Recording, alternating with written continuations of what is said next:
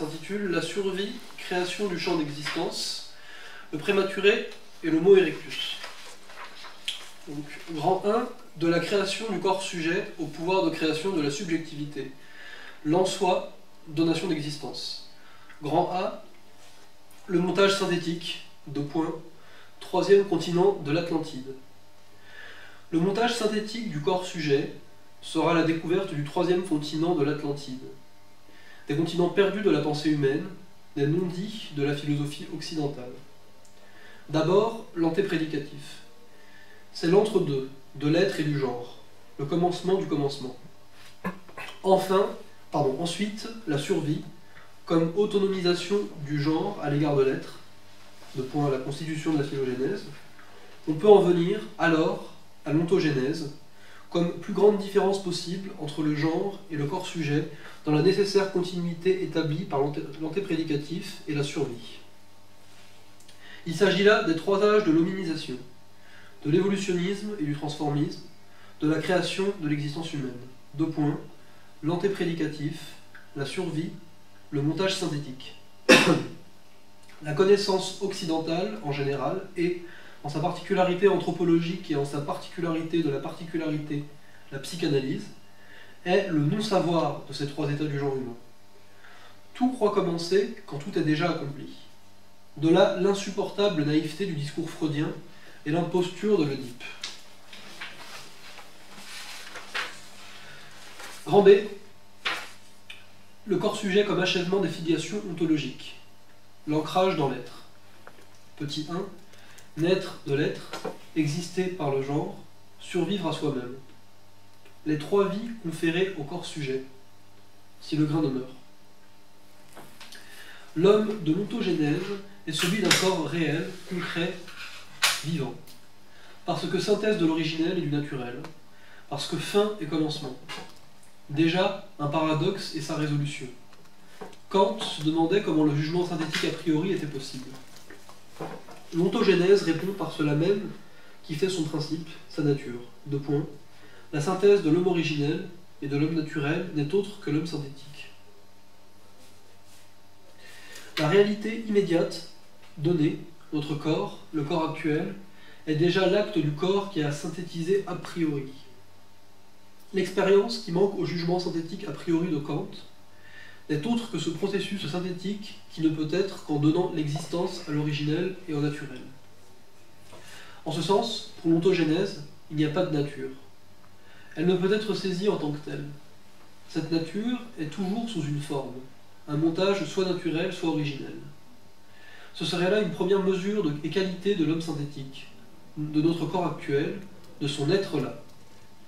Avec l'homme de l'ontogénèse, le corps synthétique, il en est fini à jamais de la nature pour laisser place à l'animal phénoménologique. Tous les débats du type nature-culture, réification fixiste et réduction anthropologique, eux aussi, sont exclus et doivent laisser place au rapport des éléments historiques de l'homme originel, naturel, synthétique.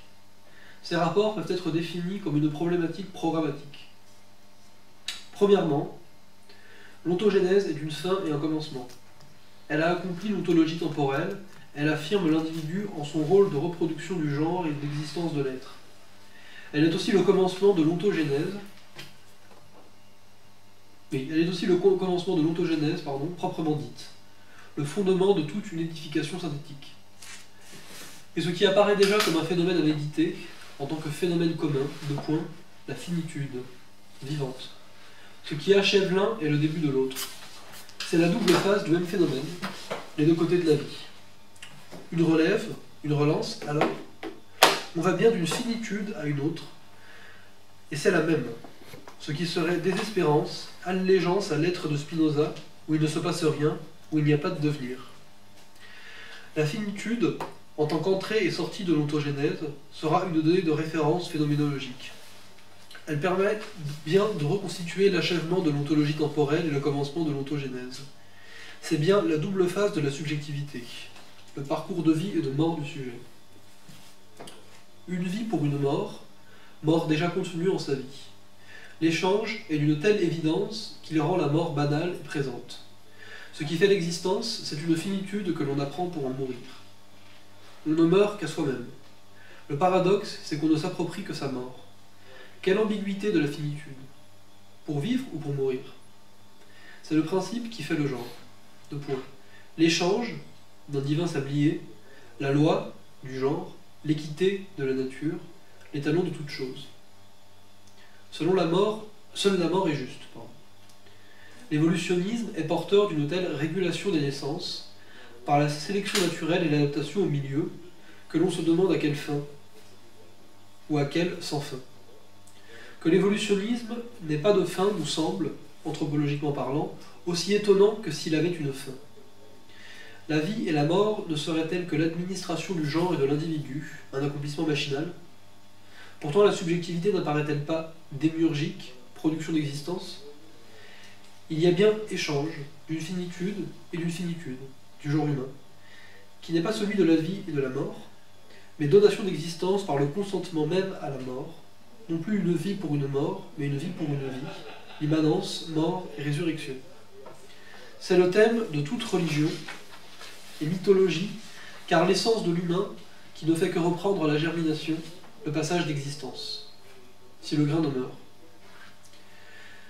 Le passage à la vie, le jeu de la vie et de la mort, veut dire cette résurrection et renaissance d'une fin qui s'accomplit dans et par un commencement en tant que continuité de l'intentionnalité de l'esprit, de l'évolutionnisme. Si rien ne se crée ni ne s'opère et tout se transforme, n'est-ce pas que la vie et la mort ne sont que les moyens d'une fin? La subjectivité alors serait dépositaire d'une volonté divine. C'est elle qui serait le moyen, instinct divin, phénoménologie de l'esprit, visitation de l'Esprit Saint, d'interpréter le jeu de la vie et de la mort comme renaissance de ce qu'elle a pu reconnaître d'éternel. Car c'est là le secret de la création, du procès de production, de Prométhée, de la subjectivité et de la praxis, le jeu dialectique du naître et du connaître selon la théorie de la réminiscence, la loi de l'engendrement réciproque du renaître et du reconnaître, de l'existence et de la connaissance, du réel et du rationnel. Commencer à exister, c'est se reconnaître dans l'être. Un commencement à partir d'un acquis. Se reconnaître, c'est reconnaître. Se reconnaître, c'est renaître. Ainsi s'instaure l'échange qui se fera constitutif du corps sujet, le lieu des morts et de la résurrection qui font l'existence en tant que connaissance et la connaissance en tant qu'existence. Le cogito, d'abord préréflexif. Le périple du sperme est l'illustration parfaite de cette passation d'existence. La mort et la vie étant immanentes. Le spermatozoïde qui arrive trop tard, un autre ayant fécondé l'ovule, meurt. Nul ne doit survivre à la vie. Il n'y a pas de vie post-générative. Celui qui a fécondé l'ovule meurt aussi en accomplissant son rôle dans l'ontologie temporelle, reproduire. Il meurt de lui-même, à lui-même. C'est qu'il se transforme en fœtus. L'énoncé du mystère, symbolisme germinal. La problématique de programmation de l'ontogénèse est donc tout d'abord la détermination de son commencement, la fin de l'ontologie temporelle. La deuxième détermination, celle de l'ontogénèse, est sa constitution en tant que synthèse de l'originel et du naturel. Elle est la conséquence logique de la première, le passage de la finitude constituée par l'être à la finitude constitutive de l'ontogénèse. C'est toute une passation d'existence, de l'accomplissement. L'esprit est en germe dans l'acte même du naître. Passation d'existence sur le modèle de la germination. L'esprit qui devient, qui transmet dans l'ordre humain ce qu'est l'acte même de naître, la divine nécessité. Petit 2, l'animisme, l'Esprit Saint et le procès de création. Tout un système de la parenté trinitaire, de l'être, du genre, du sujet, est la matrice de l'ontogénèse. On ne peut pas établir une parenté, un rapprochement, une similitude avec la Sainte Famille. La trinité de l'évolutionnisme se redit dans la trinité d'un seul Dieu en trois personnes. La Sainte Famille est le montage spiritualiste de l'ontogénèse. Elle prend les données de l'évolutionnisme pour substituer à la création de la subjectivité la création divine. Comment le Père apparaît et où commence le Fils? Comment Dieu le Père peut-il être aussi Dieu le Fils? Le père, c'est l'être, la continuité du temps matriciel finalisé par le procès de production qui s'achève en temps substance sociale. Dans ce continuum apparaît le fils, le genre. Le patriarcat qui organise la division du travail comme système de la parenté, qui reconduit la logique de l'être dans l'éthique du genre. Il faut constater que le fils de l'être, le genre, est le père de l'individu, le sujet. Mystère de la Sainte Trinité. Comment peut être à la fois Dieu le Père et Dieu le Fils? Grâce à l'Esprit Saint. Alors tout s'explique. Le pouvoir de création, de la transmutation de l'être par le genre, du genre par le corps sujet, qui n'est autre que le pouvoir de la subjectivité, n'est pas reconnu comme tel. Pouvoir de créer l'existence. Il est attribué à une cause extérieure, une grâce, une intervention divine. La survie s'explique, elle aussi, alors que nous cherchons désespérément la raison du phénomène, qu'est la survie, du prématuré et de l'homo erectus, l'explication spiritualiste apparaît. Mort de l'être naturel et renaissance divine. Il faut avoir vaincu la mort pour donner la vie, et perdre sa vie pour la gagner. Si ce n'est pas l'Esprit Saint, c'est l'animisme, qui a le pouvoir de donner l'existence. La vie sourde de partout, c'est la nature, le père et la mère, encore unifiés en une fécondité sans limite. Il suffit de se glisser dans la dualité fonctionnelle de l'être, totem et tabou, pour accéder à l'élémentaire survie. Le spinozisme pourrait être proposé comme une médiation qui explique la transition de l'animisme au Saint-Esprit. Le panthéisme identifie Dieu et l'être. Ce n'est plus la nature de l'animisme et ce n'est pas l'Esprit Saint. Alors, la subjectivité est inexistante. Elle n'existe qu'en tant que finitude qui ne peut participer à l'être que d'après les attributs de l'être, l'étendue et la pensée. Que ce soit l'animisme, l'Esprit Saint, le panthéisme, la subjectivité ne se reconnaît jamais en tant que telle. Son pouvoir de création est soit imputé à la nature, soit au divin. Ce refus de se reconnaître est à l'origine du dualisme esprit-matière. C'est qu'il est bien difficile de se reconnaître procès de création. Immanentisme miraculeux de la pensée et de l'être, car engendrement réciproque par le faire, la praxis. La subjectivité et la praxis sont les deux procès de production qui s'allient pour refaire le monde, apporter une plus-value. Il n'y a pas pouvoir de création d'ordre naturel, en concurrence avec l'être. Ni la subjectivité ni la praxis ne créent le vivant, ce qui n'empêche pas de créer de l'existant, et mieux que la vie. Nous avons déjà constaté que le procès de production donnait l'existence de sa durée. Mais cet auto-engendrement, auto-causalité, le soi-même, ce qui est le miraculeux qui fait l'Esprit Saint ou l'être, est aussi engendrement réciproque, redoublement du miracle. Donation d'existence à ce qui n'en avait pas. Alors là, il faut faire intervenir la grâce suprême faite à l'homme par Prométhée. Le jugement synthétique a priori. Merci Kant. Comment devient-on jugement synthétique a priori? Car ce jugement va se faire constitutif du corps sujet. Nous sommes alors dans un autre continent. De même que nous avons découvert l'univers de l'antéprédicatif, Atlantide du concept, nous allons découvrir celui du synthétique a priori, le monde que nous vivons. Le synthétique a priori est encore plus révélateur, constitutif de l'essence de l'homme, du corps sujet, que le cogito cartésien. Celui-ci ne fait qu'achever, momentanément, tout le parcours phénoménologique du synthétique a priori. Il est l'ultime moment de la reconnaissance identitaire de l'être et de la pensée. La res cogitans se reconnaît comme engendrement réciproque du corps social, la bourgeoisie de Rome, et de la fonction intellectuelle, la gestion superstructurale de l'État-nation. L'entendement est cette pensée sociale, créée par l'hérédité et la vénalité des charges, Édith de la Paulette. Comment devient-on un jugement synthétique a priori? Notre interrogation peut être reprise en fonction du cogito cartésien. Ce sera, comment devient-on cogito de classe? Pour ce faire, il faut faire intervenir ce qui tiendra lieu de glande pinéale, d'esprit saint, nimisme. Il s'agit d'un deus ex machina, qui est la pierre philosophale de l'ontologie temporelle, la pierre angulaire de l'être, de la praxis, de la subjectivité. Petit 3. La loi des trois états. Finitude, corps-sujet, subjectivité. La finitude, l'individu, appartient à l'être. Le corps-sujet est le moyen du genre. La subjectivité est spécifique du prématuré.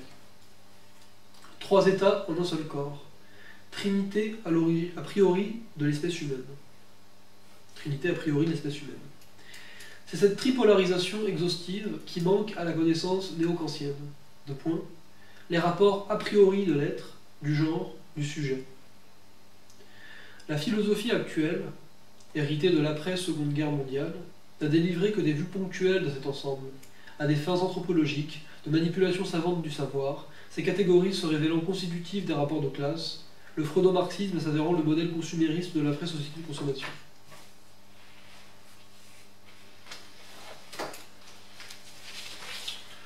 Ne pas confondre finitude, corps-sujet, subjectivité. Il s'agit de trois ordres communs à la logique et à la phénoménologie, de la trame secrète de l'évolution humaine dans l'ontologie temporelle, de ce qui est le non-su et le non-dit de toute la philosophie occidentale. Alors que cette trinité est totalement absente de cette philosophie, nous en avons fait l'ordre de notre exposé et la généalogie de l'humain. C'est l'être qui crée la finitude, l'individu en sa fonction reproductive, entité fonctionnelle nécessaire à l'être. Alors l'autonomisation progressive peut s'accomplir selon le dédoublement du corps-sujet, l'engendrement réciproque du moyen et de la fin. Alors le prématuré accède à l'existence. La subjectivité, expérience et négation de l'angoisse, gestion de la finitude par le corps-sujet qui se fait économie politique. Derrière l'apparente répétition formelle et arbitraire, toute une progression logique. C'est bien la même situation qui se répète, mais selon trois perspectives différentes qui doivent s'articuler en un ensemble. La reconstitution de l'ensemble, être, genre, corps-sujet, nous a permis de proposer l'en-soi de l'ontogénèse, non pas comme une substance, une nature humaine, mais comme une situation logique. L'en-soi dit l'originalité et la spécificité de l'ontogénèse, sa distinction d'avec la phylogénèse et sa rupture et continuité avec l'être. Il est le montage propre au corps-sujet et aux conditions de son autonomie. Mais alors, tout le pour-soi est à venir, à produire. Ce sera le parcours de la conscience, de ces moments et catégories qui ressembleraient beaucoup à la phénoménologie de l'esprit, de Hegel, s'il ne devait se constituer selon la logique et la phénoménologie de la phylogénèse. Ce qui veut dire que nous voulons substituer à une logique du superstructural, de ces catégories, non su comme telles, la logique du genre humain, celle de sa séparation d'avec l'être et de sa production selon la praxis. Fin du petit 3. Petit 4. Donc je passe au petit 4, on peut continuer, hein, oui, c'est le petit 4. Donc, petit 4. Hop. Alors, la transmission des caractères acquis. Alors, on peut proposer l'explication de la transmission des caractères acquis, la relation de l'inné et de l'acquis en fonction de la parenté ontologique et de la logique de sa chronologie. C'est la révélation du principe de l'ontogénèse. Deux points. Les caractères acquis de l'ontologie temporelle deviennent l'inné du genre, et les caractères acquis du genre deviennent l'inné de l'individu. Nous avons déjà fait la déclaration de l'univers perdu et retrouvé. Deux points. L'antéprédicatif. Tout un univers englouti sous le concept, toute une pensée cachée par l'inconscient, toute une proclamation de la pratique. Il s'agit maintenant de définir la parentèle originelle. Il s'agit maintenant de définir la parentèle originelle de ce système de la parenté qu'est l'évolutionnisme. Il y a trois termes. L'être, le genre, l'individu. Le père, la mère, le fils. L'ontologique glisserait inexorablement vers la Sainte Famille. Autrement dit, il y aurait un a priori logique qui serait de l'inné à un a priori ontique, qui pourrait apparaître de deux manières opposées, soit que la structure de l'esprit décide de la famille, soit que celle-ci décide de cette structure.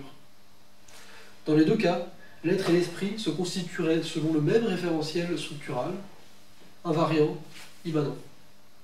Il faudra revenir sur ce parallèle et sur cette identification, car ils permettent de traduire l'Esprit Saint, le miracle de la création d'existence dans le procès de production, l'autre donation d'existence. On peut maintenant répondre à la question. 2 points. Avec le nouveau-né, combien de vies a déclaré? Il y en a 3. 3 genèses en une naissance. 3 donations d'existence. On naît à l'être, au genre, à soi-même. 3 vies qui vont constituer la vie synthétique de l'homme réel. On est dans l'être et de l'être. Cette naissance se fait dans l'ontologie temporelle. L'existence du genre dans l'être étant acquise, le genre se développe selon son existence logique. Il y aura tout un montage logique. 2 points. L'accession à la connaissance en tant que constitution du cogito de classe, selon le dédoublement corps-sujet et la dialectique du re. 2 points. Renaître comme reconnaître et reconnaître comme renaître. Alors, la 3e existence, celle du prématuré. Je pense que c'est un des passages quand même les plus abscons du bouquin, mais qui ne se donne pas, disons, immédiatement à la compréhension, c'est le moins qu'on puisse dire. Mais effectivement, alors, bon là on a lu, ça fait plusieurs fois qu'on le lit, on a fait plusieurs méthodes, puisque comme Michel avait dit, il faut en lire beaucoup moins à la fois, et puis traiter de 2-3 paragraphes, et puis revenir, effectivement, parce que là, comme c'est très riche et ça pose beaucoup de questions, bon, comme on a lu 7-8 pages, c'est pas sûr qu'on se rappelle de tout, de tout ce qui est problématique en soi dans ces passages, hein, mais on peut y revenir de toute façon après. Je pense que c'est quand même des passages qui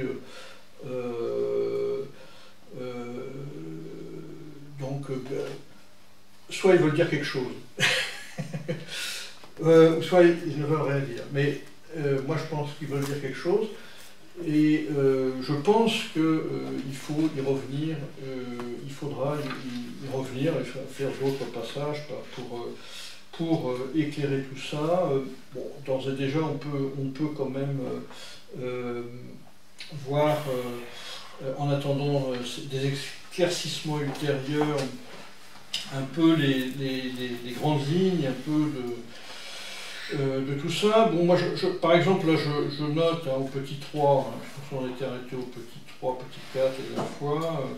Bon, il redit un peu ce qu'il fait finalement tout au long de ce bouquin, à la fin de la page 178, hein, donc quand il dit nous voulons substituer à une logique du superstructural, de ces catégories non sues comme telles, la logique du genre humain, celle de la séparation d'avec l'être et de sa production selon la praxis. Donc il reprend les choses de manière totalement iconoclaste, quoi, par rapport à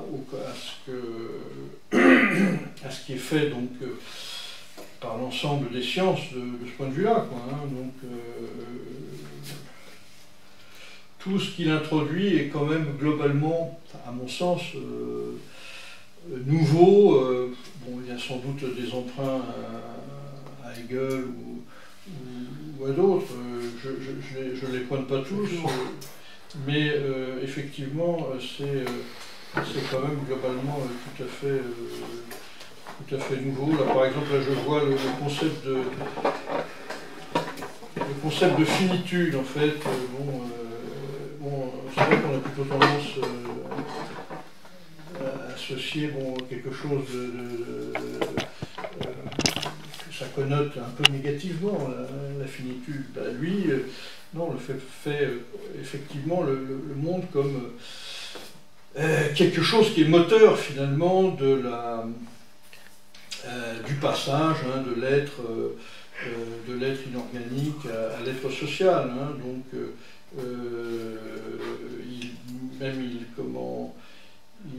apparemment donc il voit deux finitudes, hein, une finitude qui est liée à l'être, qui serait finalement, et qui ne va pas de soi, l'individu en tant que finitude, et création par l'être, et après, alors qui fait plutôt relever, lui, d'après ce que j'ai compris, hein, de ce qu'il appelle la phylogénèse, et la finitude liée effectivement au sujet, c'est-à-dire eh bien, la connaissance de la mort par le sujet, de sa propre finitude.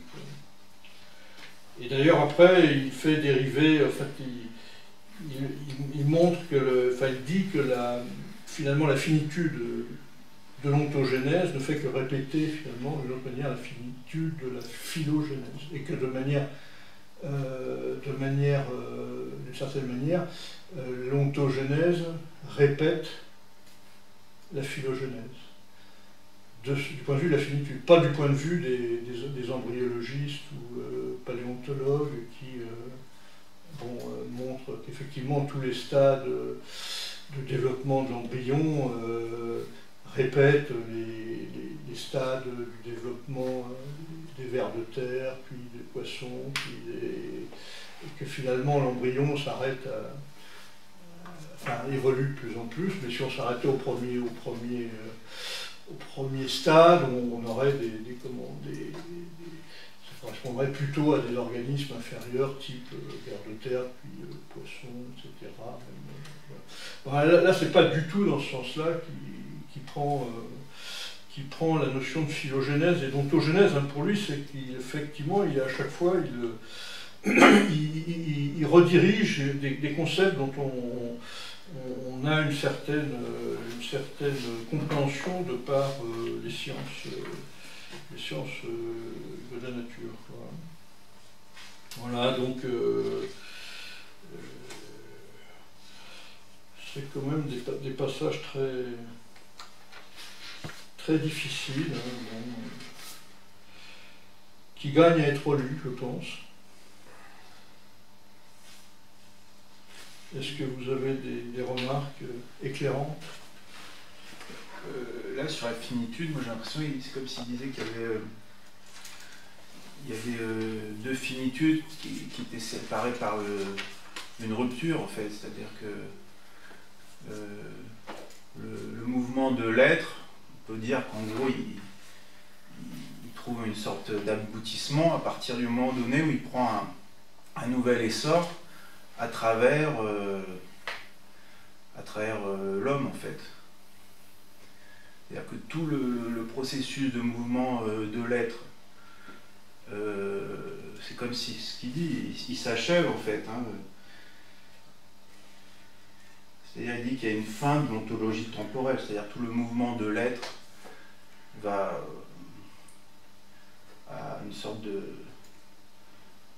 arriver à un certain terme, parce que après l'être prendra le relais dans le genre et dans l'individu, en fait. Donc, il y a bien des finitudes, quoi, des durées. Oui, après il en parle, hein, des durées. Et donc, mais après, il parle par exemple, pour la durée, en fait, il y a même un peu le même parallèle qu'il fait, puisqu'il dit la durée de l'être, ça serait la vie comme instant. La durée de l'être, que l'être se donne une durée par l'évolutionnisme, comme étant, disons, la vie comme instant de l'être. Finalement, ça n'a pas de soi, quoi. Je veux dire, donc l'être créerait et le phénomène de la vie, quoi, finalement, donc l'instant, la vie comme instant, la vie comme instant de l'être. Et après, il parle aussi, au niveau du sujet, de l'instant d'une vie, quoi. Enfin, l'instant qui est l'instant finalement qui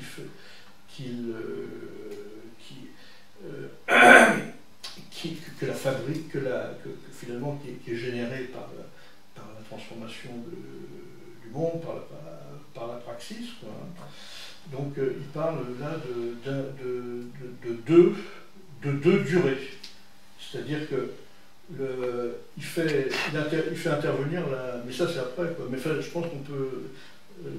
parce que phylogénèse c'est plutôt lié finalement à la durée de l'être. L'ontogénèse, d'après ce que j'ai compris, hein, donc ce serait plutôt lié à la durée telle que le sujet la connaît, quoi. Et il dit aussi que finalement l'ontogénèse répète la phylogénèse. Ça veut dire que la durée du temps qu'on connaît socialement, quoi, ce serait qu'une répétition de la durée de l'être qui est celle de la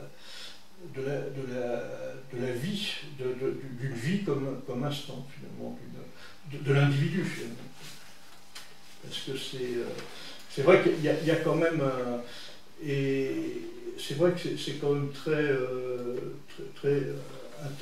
enfin, c'est très étrange, enfin très inexplicable, enfin, le passage de l'inorganique à l'organique, le passage du non-vie, non-individu à l'individu.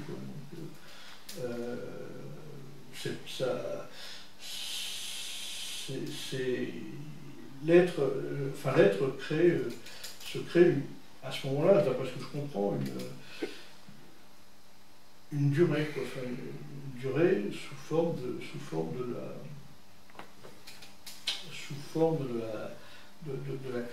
l'évolutionnisme et de la création des individus en soi. Qui peut être reconnu par un individu, en fait.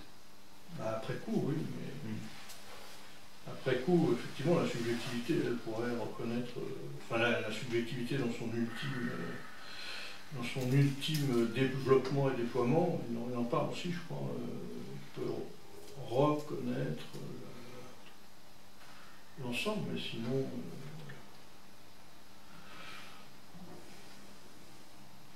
des éléments, mais...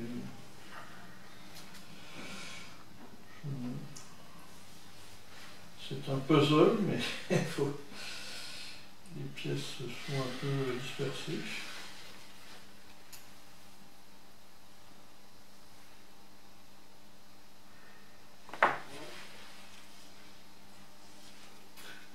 Le problème, c'est qu'il est peut-être, alors, dans quelle mesure lui-même n'est pas aussi fluctuant, si tu veux, dans les appellations, les dénominations qu'il donne à ces concepts. Mais, donc, si c'est pas le cas, bon, déjà, là, il y a déjà un travail à faire pour essayer d'associer des définitions à peu près stables, quoi, à des concepts tels que la phylogénèse, telle qu'il la conçoit, ou l'ontogénèse, etc. Il y aurait effectivement là un boulot quand même assez important à faire et qui demande plusieurs lectures. Mais justement, il y a un an, on était un peu là où phylogénèse et ontogénèse, moi c'est vrai que je me perds encore, j'ai pas... Je suis obligé vraiment de réfléchir et parfois je me dis mais j'inverse les deux. Moi, ce que je me souviens des passages qu'on avait vus avant, c'est que la phylogénèse, ça correspondait plutôt à ce que Kluskar appelle le se faire du genre, en fait. Ouais, c'est-à-dire l'australopithèque, etc., l'Homo erectus qui se transforme lui-même, et c'est pas la phylogénèse de la totalité du vivant, en fait. C'est ça. Après, là, c'est ça, ça s'arrête. C'est le souvenir que j'ai de ce qu'on avait lu avant. Alors que là, ça remonterait un peu plus jusqu'à la vie organique, quoi, si je comprends bien. Je sais pas, moi j'ai pas vu ça, mais peut-être. C'est ce que tu dis, toi. Toi, ce que tu disais, ouais. Et non, tu parlais de vie organique, en fait, là, sur... Moi, j'essaie de comprendre ce concept de finitude. Il le dédouble à un moment donné. Bon, ultime concept de finitude, je pense qu'il est lié au sujet, c'est-à-dire au sujet qui a connaissance effectivement de sa finitude, mort, vie et mort. Et l'autre finitude, dont il dit que la deuxième, un peu plus loin, il dit que, enfin, en gros, ça dérive de la première, quoi, finalement. Bah, il l'associe, d'après ce que je comprends, donc à l'individu, quoi. À l'individu de. Je ne sais pas si c'est marqué, où est-ce que c'est marqué, c'est l'être qui, page 178, là, c'est l'être qui crée la finitude. L'individu en sa fonction reproductive. Donc ça, c'est bien le phénomène vital, quoi. Entité fonctionnelle nécessaire à l'être.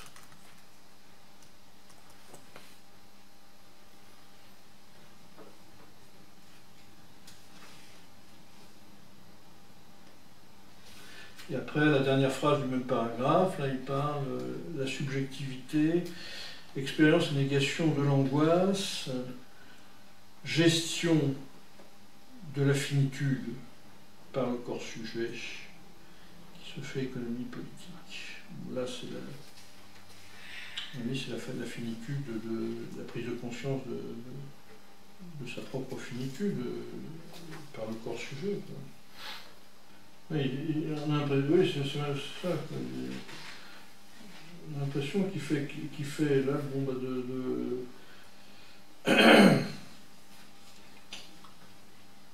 il fait de la vie et de la mort, quoi, des processus d'administration. Il dit, ne sera-t-elle que l'administration du genre et de l'individu, un accomplissement machinal.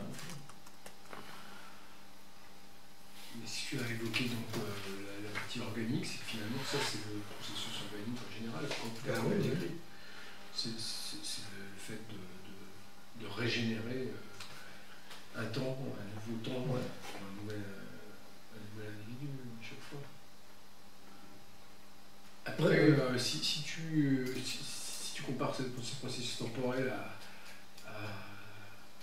au cristal, par exemple, le cristal est issu d'un amas moléculaire et devient un cristal. Donc à un moment donné, on va parler d'une vie, une naissance du cristal, d'une certaine façon aussi. Ça sera différent, mais ça sera aussi une temporalité. Je sais pas. Cette échelle, ce passage à une temporalité, une construction à l'individu, alors du coup c'est comme ça que l'individuation fonctionne, du coup le passage à une nouvelle. Est-ce qu'il y a la notion de... Enfin, là, il ne l'évoque pas dans ces pages-là, mais il va l'évoquer de 3 pages. Est-ce qu'il y a la notion de durée, si tu veux, pour un cristal qui fait, lui, apparemment, donc, il associe à l'évolutionnisme. Dans un premier temps, je pense que c'est la première... c'est dans son schéma, là, avec des boucles, c'est que je sors d'une lecture de Bachelard et du coup ça me trouble bien cette histoire de durée parce que Quoi, Bachelard justement sur la durée. L'essai sur Bergson. Ouais, sur Bergson. C'est ça, je l'ai lu il y a longtemps ce truc-là. Et là, lui, il résout ces questions-là en superposant les durées, en mettant des temps, en affirmant qu'il n'existe pas il existe des temps superposés. Oui, je me rappelle bien. Oui. Ouais, il s'oppose à... Si je me souviens bien, hein, c'est qu'en gros, personne, en fait, il assume une continuité d'un temps que tu vas éventuellement segmenter, alors que Bachelard, il dit que c'est plutôt une totalisation de choses superposées qu'il faut envisager comme une totalité et pas comme une continuité préétablie, quasiment substantielle. C'est ça, si je me souviens bien. Ça lui permet de résoudre depuis ce point de vue. D'une certaine manière, c'est un peu ce que fait Pouska, parce qu'il essaie justement de voir la stratification entre l'être, le genre et l'individu, en fait, et voir que l'individu aussi, il repose à la fois sur une construction qui est de l'ordre de l'être, la matière inerte, et aussi une autre construction qui est plus liée à la matière vivante. Et pour finir, on a des individus qui peuvent être conscients d'eux-mêmes, qui transforment à la fois l'être, qui transforment l'être, qui sont capables de transformer leur environnement, on va dire, à travers la praxis, justement.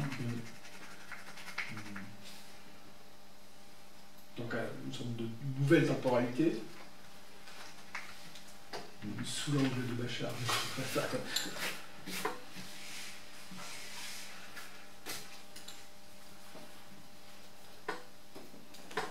Oui, le sujet se crée sa propre temporalité. C'est ça, oui. Puisqu'il crée un futur, un passé et puis un présent qu'il appelait le temps substance quelques chapitres auparavant.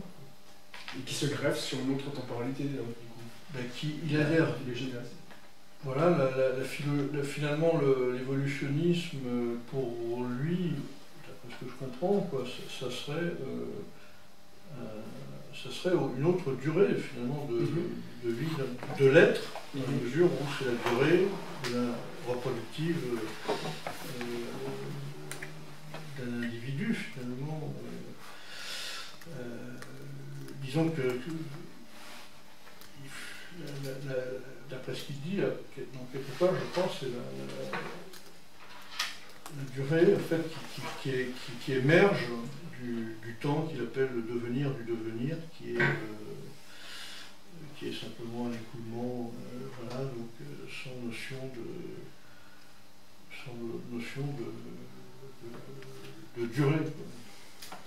C'est l'évolutionnisme qui donne à l'être une durée, après ce que j'ai compris.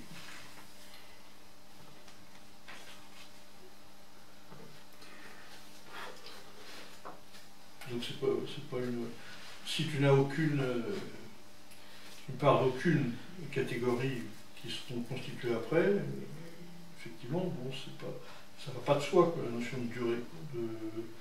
Et notamment le côté nouveau que constitue le phénomène de la vie dans l'être, effectivement, on peut le penser comme ça aussi.